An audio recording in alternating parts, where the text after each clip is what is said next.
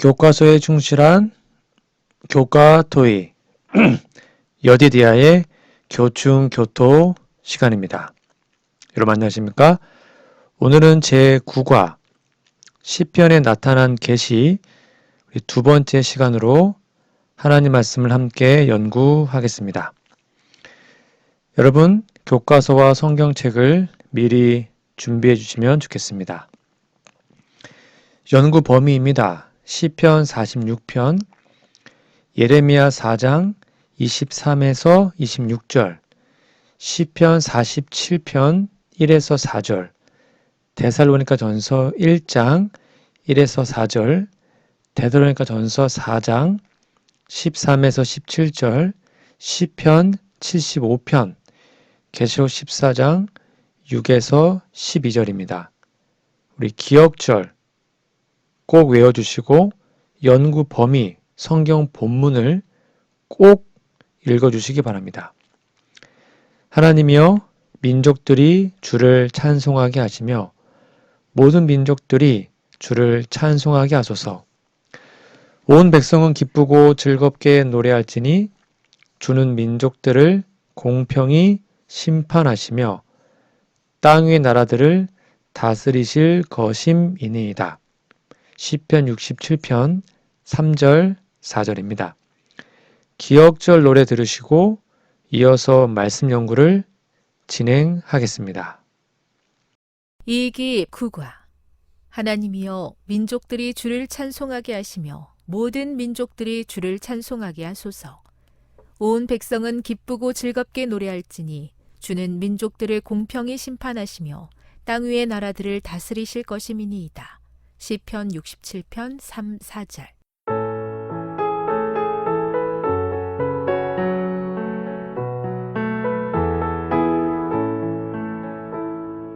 하나님이여 민족들이 주를 찬송하게 하시며 모든 민족들이 주를 찬송하게 하소서. 온 백성은 기쁘고 즐겁게 노래할지니 주는 민족들을 공평히 심판하시며 땅 위의 나라들을 다스리실 것임이니이다. 시편 67편 3절 4절.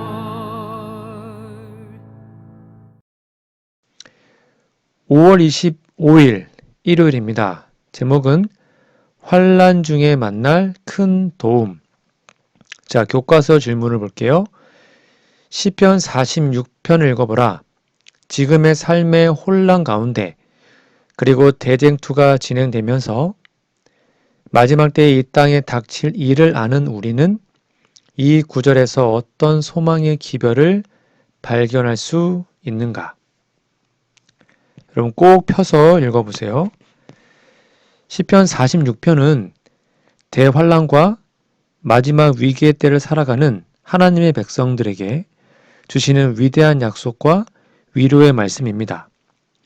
이 시편은 세 부분으로 나눌 수 있으며 각 부분은 하나님께 대한 신뢰와 그분의 보호 그리고 그분의 통치에 대한 확신으로 가득 차 있죠. 1절 하나님은 우리의 피난처시요 힘이시며 환난 중에 만날 큰 도움이시라. 이 구절은 시편 전체의 핵심 주제이기도 합니다. 하나님은 단순한 이론상의 존재가 아니라 현실의 고난 속에서 도우시는 실제적이고 인격적인 분이심을 강조합니다.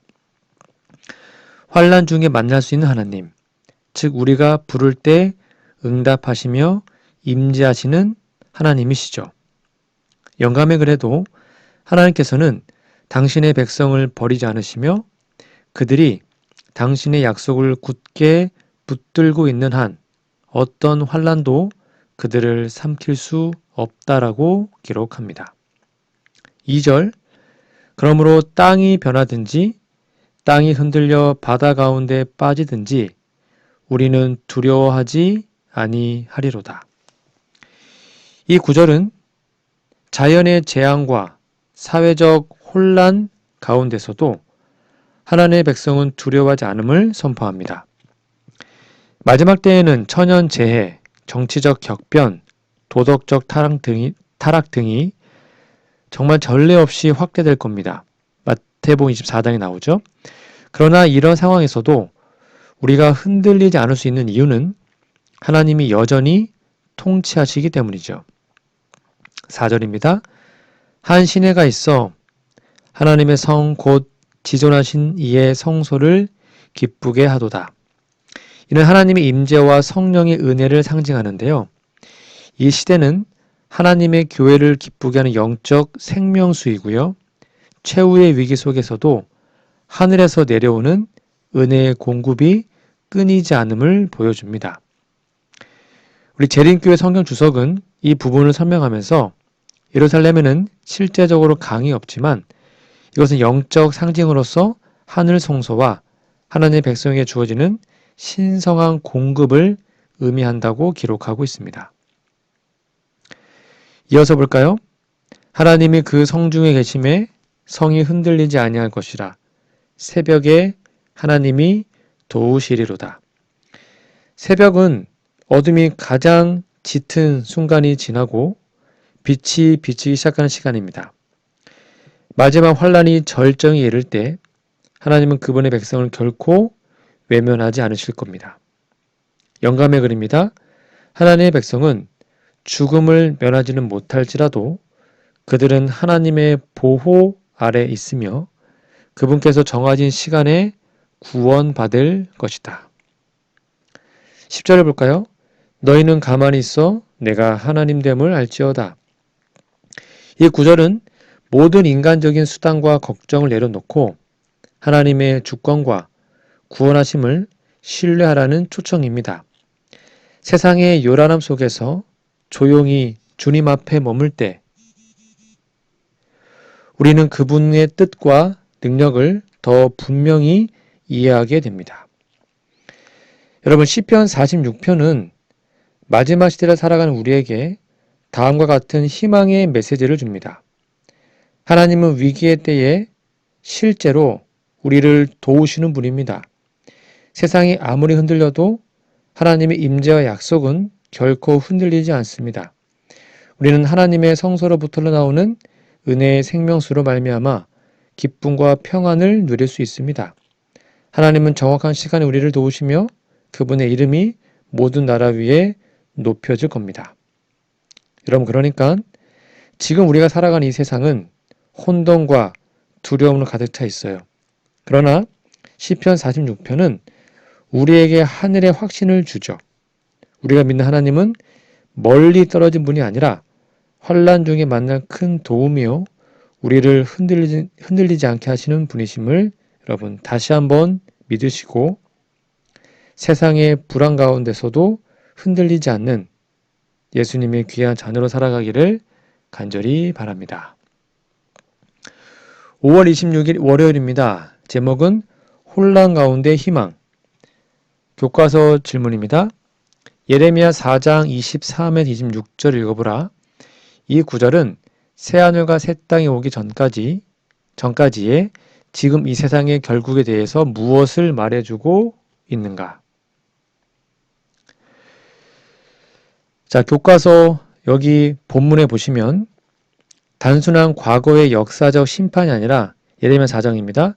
앞으로 이 땅이 임하게 될 궁극적인 파멸의 상태, 곧 죄로 인해 철저히 황폐화된 지구의 모습을 묘사하고 있습니다. 이 본문은 계시록 21장 1절에 언급된 새하늘과 새 땅이 창조되기 전, 곧 예수님의 재림 직후 천년기 동안에 이 지구 상태와 연결되어 해석할 수 있죠.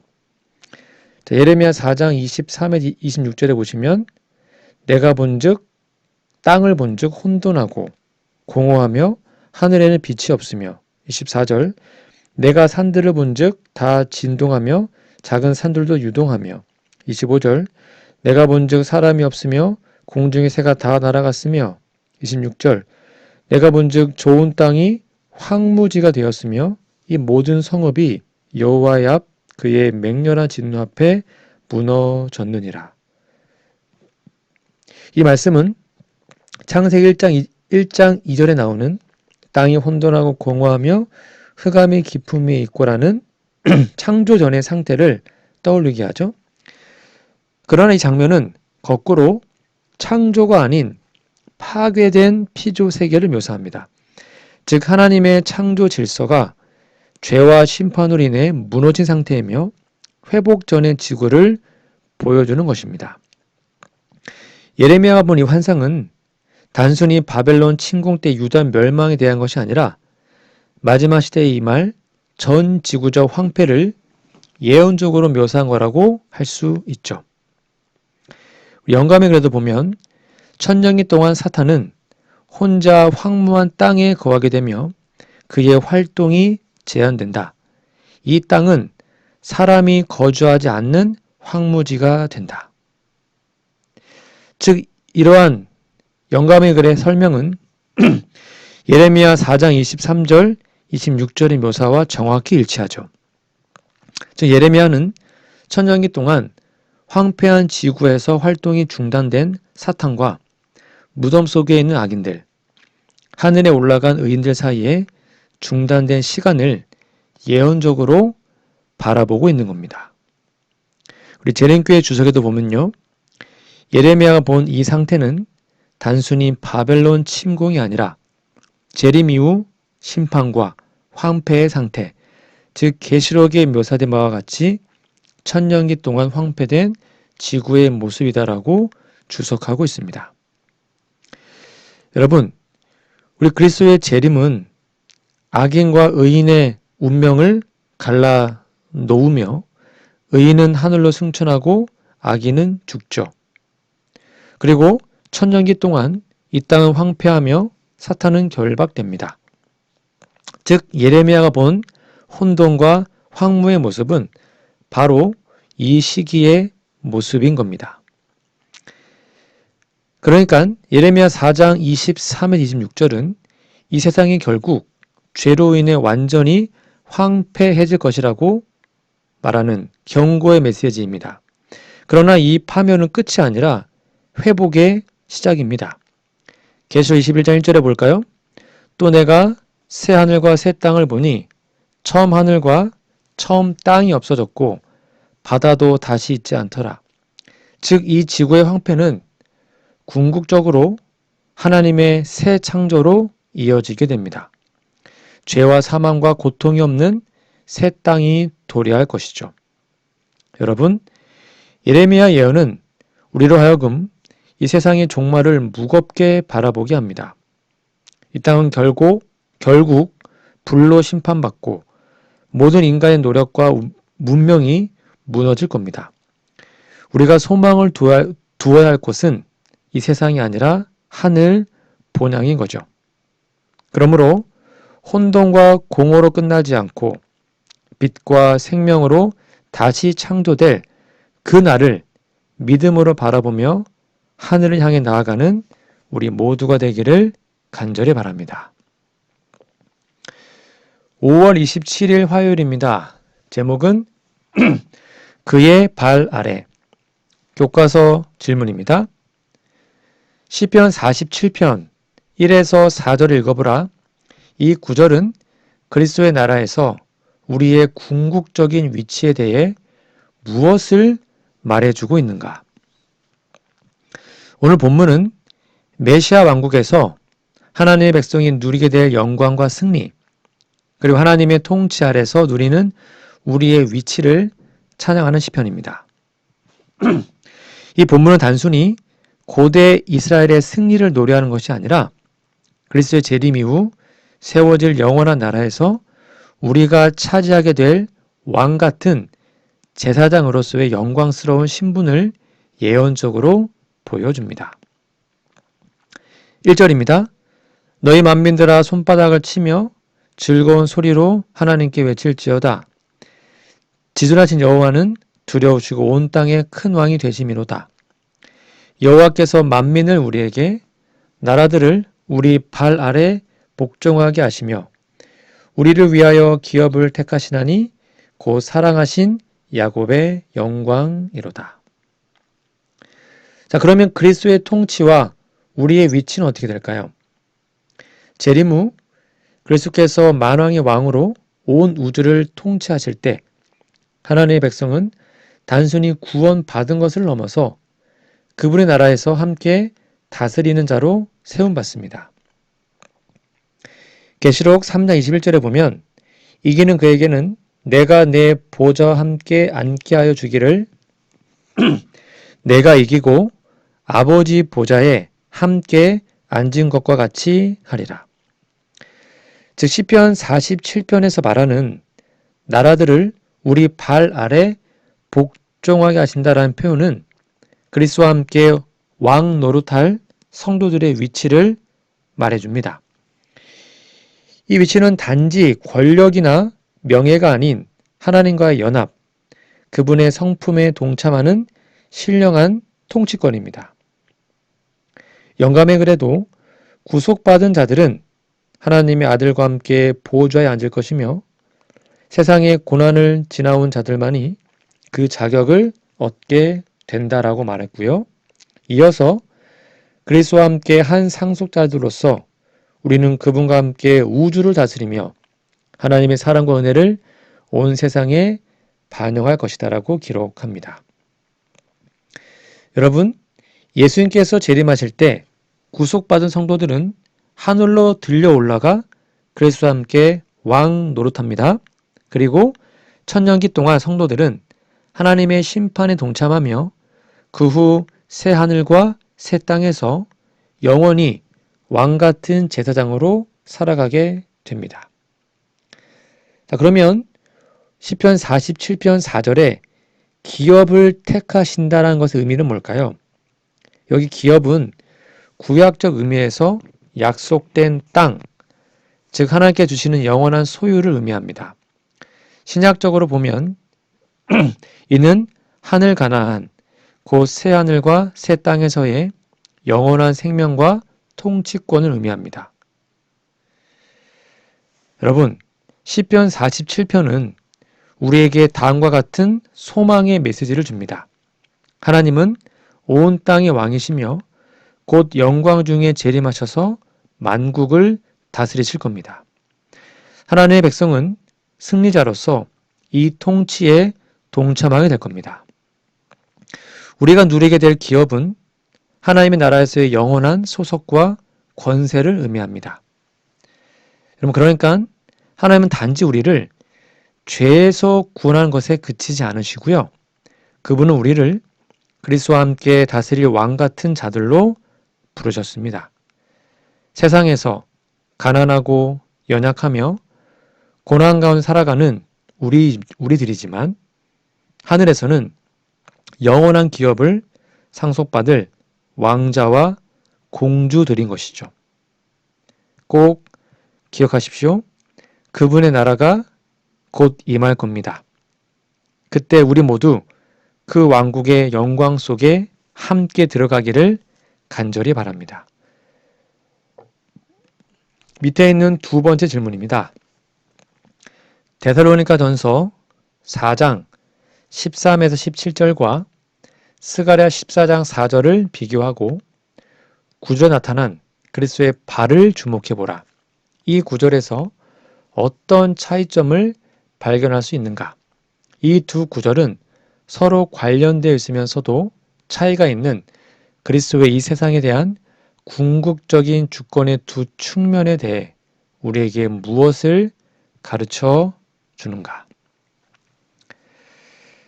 우리 데살로니가 4장과 스가랴 14장은 모두 그리스도의 재림과 관련된 중요한 예언의 말씀인데요. 이 둘을 좀 비교해 보도록 하겠습니다.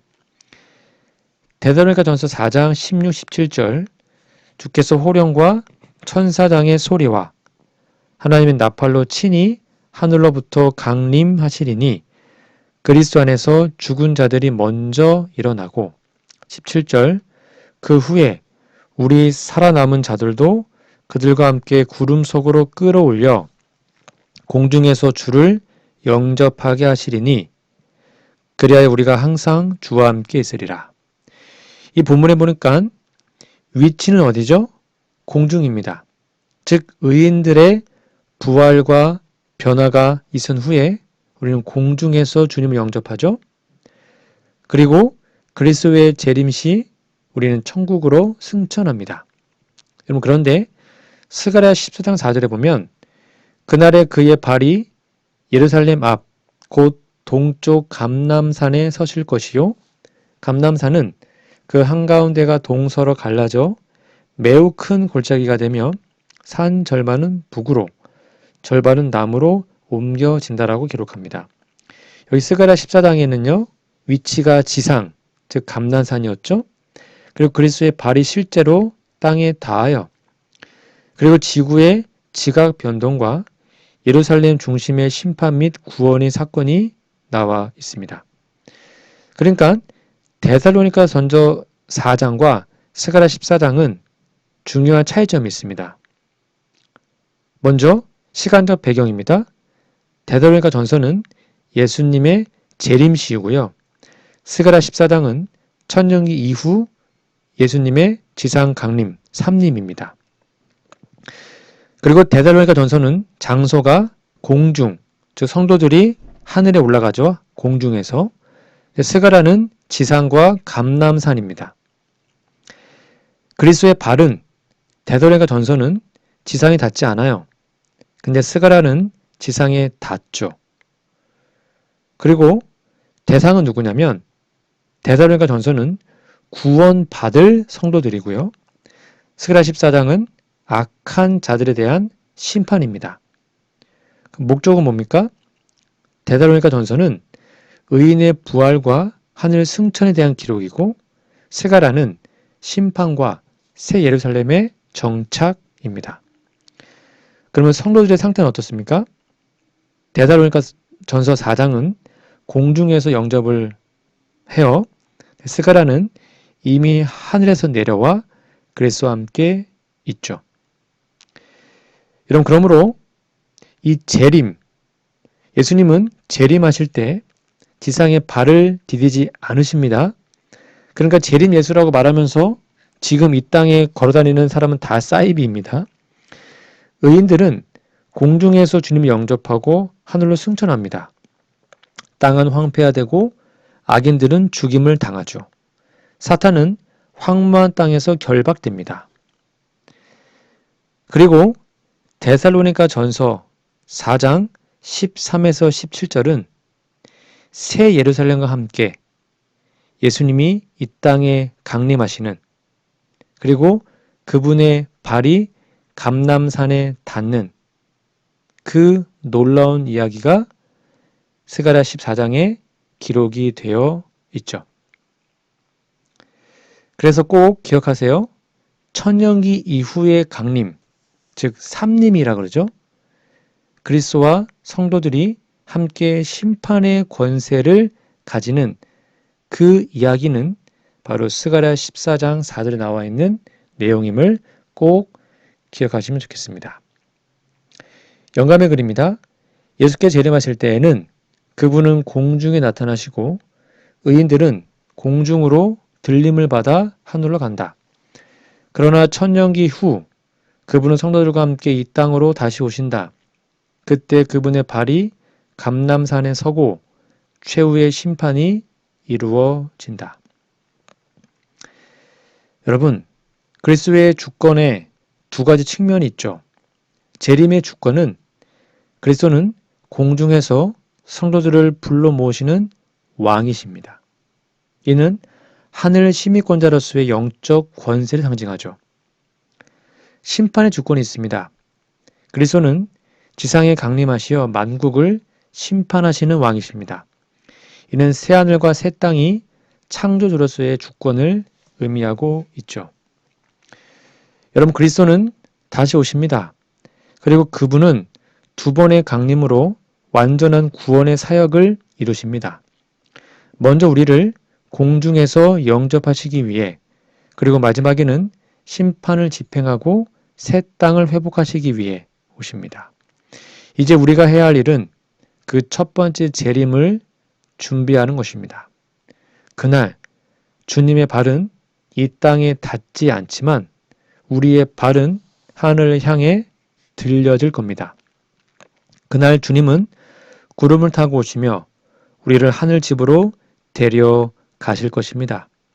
그러므로 공중에서 주를 영접하는 자로 영원한 왕국의 공동 상속자로 살기를 결심하는 우리 모두가 되기를 간절히 바랍니다. 5월 28일 수요일입니다. 제목은 포도즙과 언약의 피. 자, 교과서 질문입니다. 시편 75편, 마태복음 26장 26에서 29절, 요한계시록 14장 9에서 12절을 읽어보라. 이 시편은 심판에서 쟁점이 되는 몇 가지 문제에 대해 무엇을 알려주며 다른 구절은 이러한 문제를 이해하는 데 어떻게 도움이 되는가? 좀 본문이 많아요. 그래서 꼭 읽어보십시오.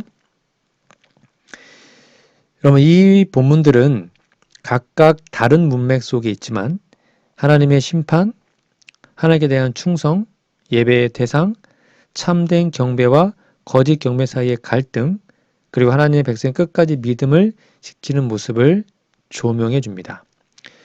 자, 이 본문들을 좀 연결해서 살펴보면 대쟁투 속의 심판의 쟁점이 뭔지가 더 정확하게 드러날 겁니다. 자, 시편 75편은 하나님의 공의로운 심판에 대한 내용입니다. 75편 7절 8절입니다.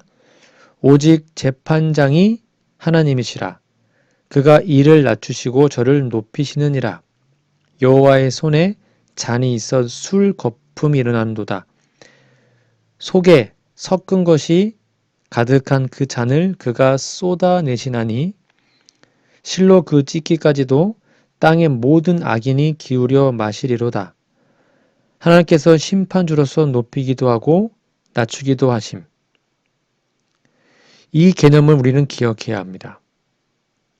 악인은 심판의 잔을 마시며 심판을 피할 수 없습니다. 심판은 공의롭게 진행되며 하나님의 주권 하에 있습니다.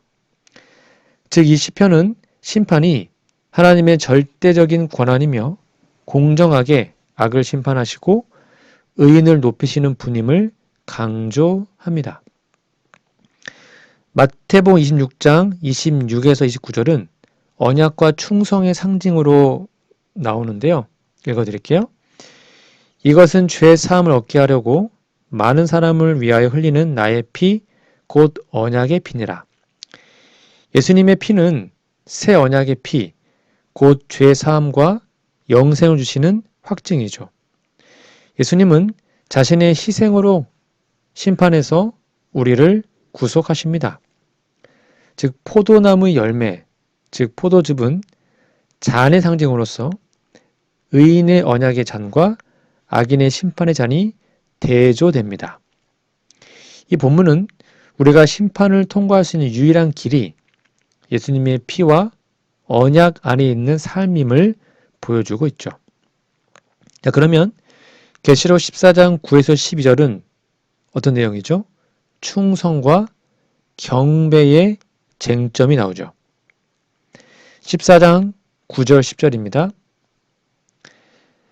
누구든지 짐승과 그의 우상에게 경배하고 그 이마에나 손에 표를 받으면 그도 하나님의 진노의 포도주를 마시리니 이것은 그의 진노의 잔에 섞인 것이 없이 부은 포도주라.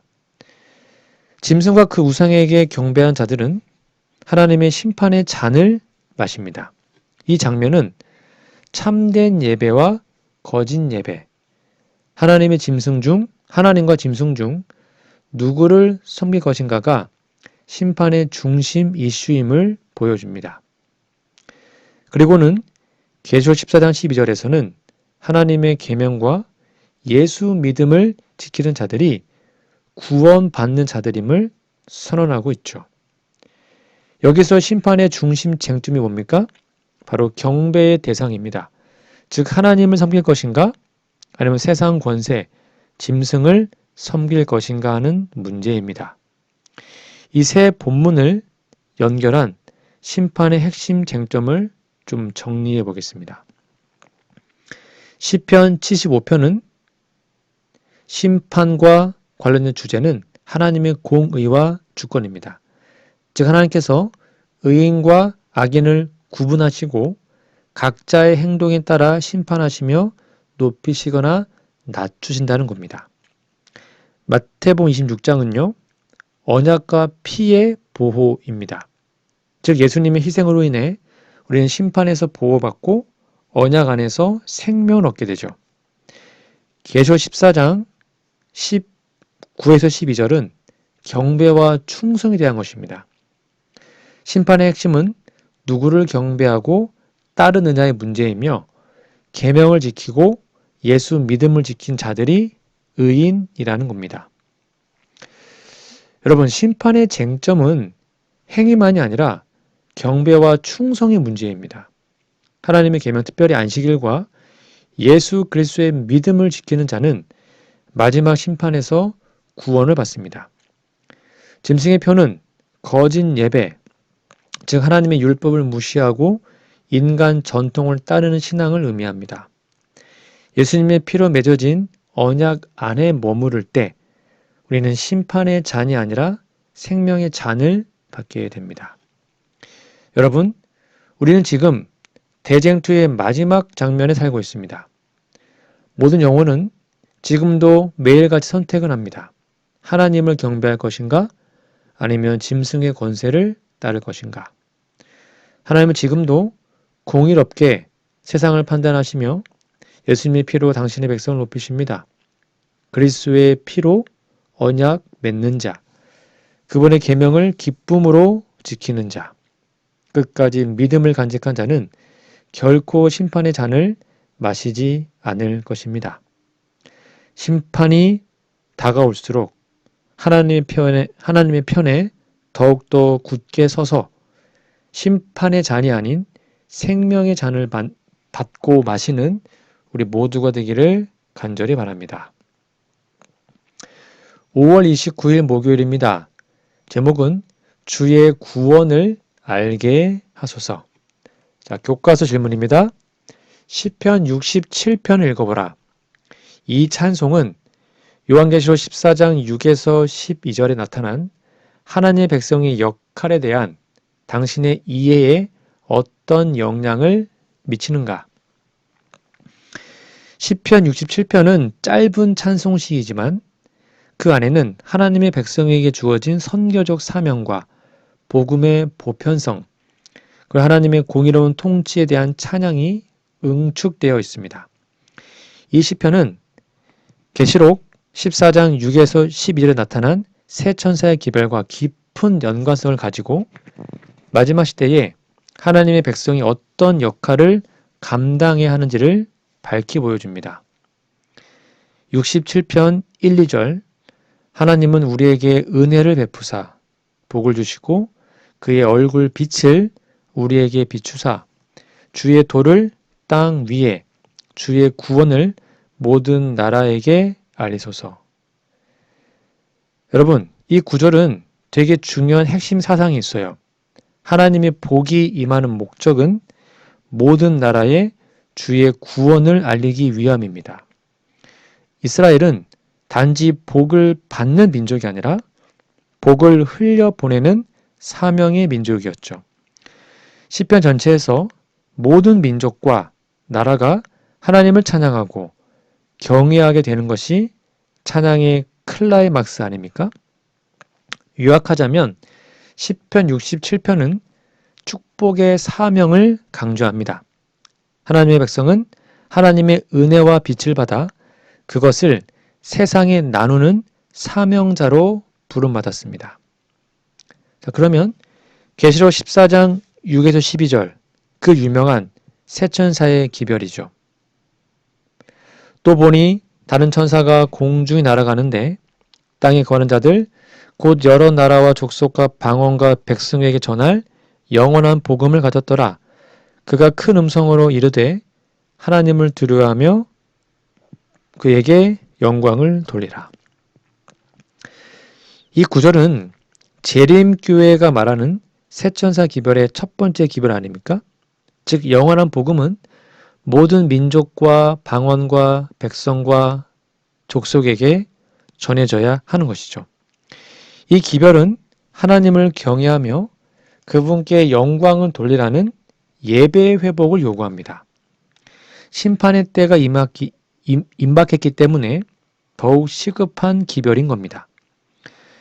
여러분, 새천사의 기별은 시편 67편이 보여준 복음을 모든 나라에 전하는 사명의 완성입니다. 이제 그 사명이 이스라엘 민족에게 마지막 시대의 남은 자손인 재림 성도들에게로 넘어온 것 뿐입니다. 그러니까 시편 67편과 계시록 14장은 연결되어 있습니다. 시편 67편에 보면 모든 나라에게 주의 구원을 알리소서. 새천사의 기별은 여러 나라와 족속과 방언과 백성에게 영원한 복음을 전하죠. 시편 67편 4절에는 주께서 민족들을 공평히 판단하시며 심판이죠. 새천사의 기별은 그의 심판의 시간이 이르렀다. 같은 내용이죠. 시편 67편에 보면 민족들이 주를 찬송하게 하소서. 이게 예배 회복이죠.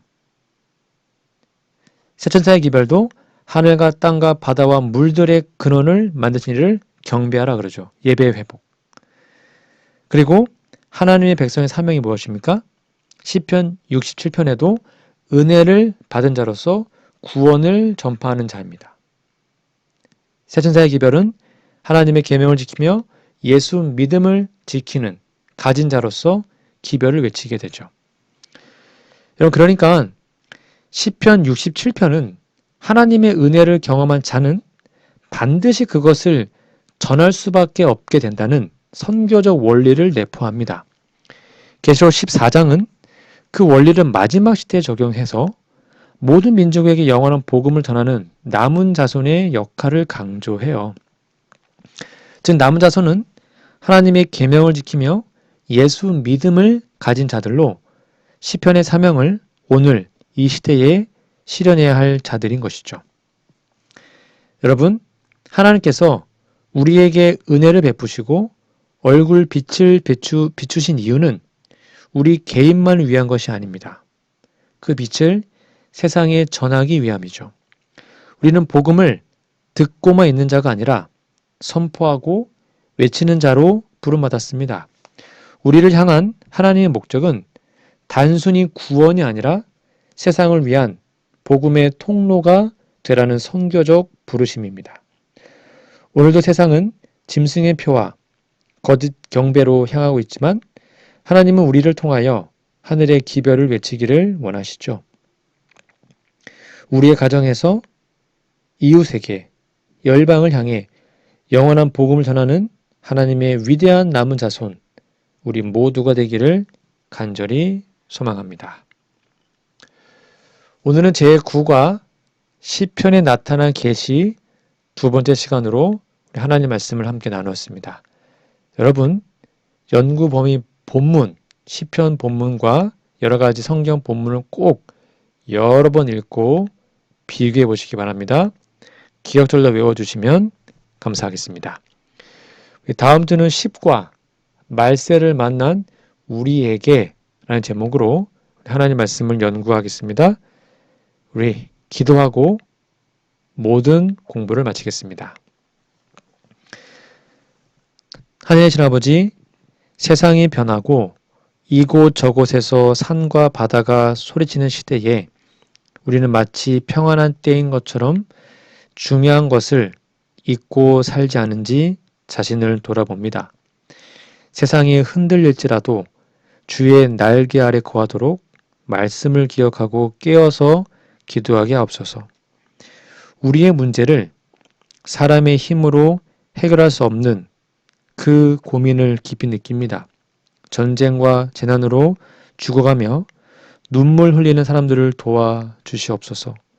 우리의 죄악을 용서해 주시고 은혜를 베푸셔서 그곳에 소망을 주시고 약속하신 땅에 속히 이르게 하옵소서. 우리의 땅 여기저기에도 사탄의 발자국이 보이지만 이 모든 것이 주님의 영토임을 다시 인정하며 고백합니다. 저희의 삶에 오셔서 사탄의 발자국을 몰아내 주시고 하나님의 임재로 채워 주시옵소서. 주의 발이 우리의 땅에 머물게 하옵소서. 아버지 나라에서 새 것을 함께 마시는 영광에 참여하기 원합니다. 어디서부터 무엇이 문제인지 다루기 어려운 우리의 상황을 주께서 아십니다. 혼란 가운데 주님의 능력의 손을 의지하며 기다려오니 속히 오셔서 우리를 새롭게 하여 주시옵소서. 이스라엘이 실패한 모습을 볼 수 있게 하시니 감사합니다. 우리에게도 하나님의 사랑과 놀라운 은혜에 만족한 나머지 거기에 안주하여 세상을 보지 못하는 잘못이 있다면 용서해 주시고 세상을 향한 하나님의 부름에 응답하게 도와주시옵소서.